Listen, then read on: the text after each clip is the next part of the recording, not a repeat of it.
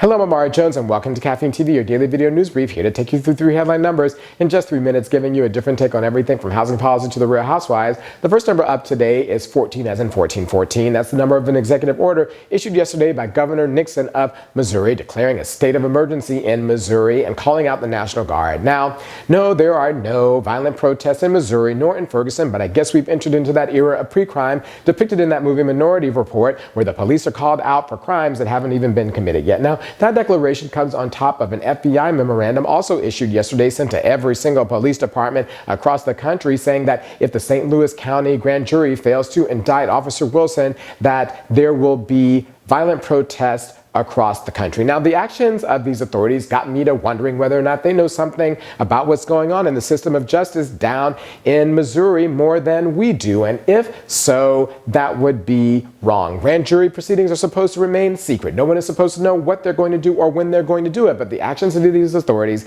suggest that they do know what's up, and that would mean that it had been possibly corrupted. And isn't that what the point of the protesters has been all along anyway? That there's something systemically wrong about the way we decide right and wrong in America, and sadly, the declaration by the governor and the FBI memorandum seem to underscore the point.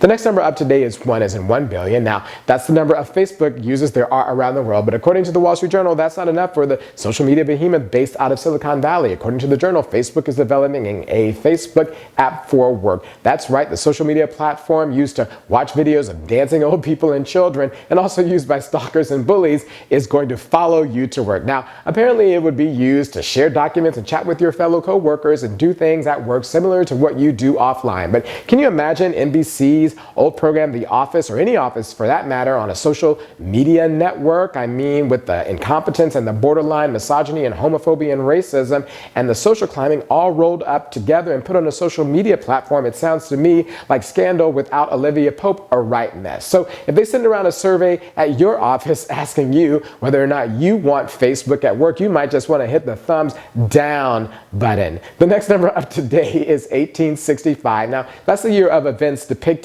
in the upcoming movie Selma, about a series of marches in Selma, Alabama, which ultimately led to the passing of the Voting Rights Act in 1965. It's been put out by Paramount and was produced by Oprah and Brad Pitt and was directed by Ava DuVernay, who put out that movie The Middle of Nowhere, and also directed that Scandal episode where Mama Pope ate through her chains. Now, I was fortunate enough to be invited to a screening of Selma last night, and all I can say is go see it. Not only is it an amazing recap of a pivotal moment in American history where the country edged closer to freedom in the 1960s, but perhaps more importantly, it humanizes and is an emotional tribute to the people at the center of that movement, the men and women that made it happen, Coretta Scott King and Dr. Martin Luther King and President Johnson. And on a personal note, I have to say that I grew up in Atlanta and I know a lot of the people that are depicted in the film. And it's great to see them as they really are, with their grit and determination propelling them forward even in the face of their own fear. And at a time when the struggle for freedom in America struggles on,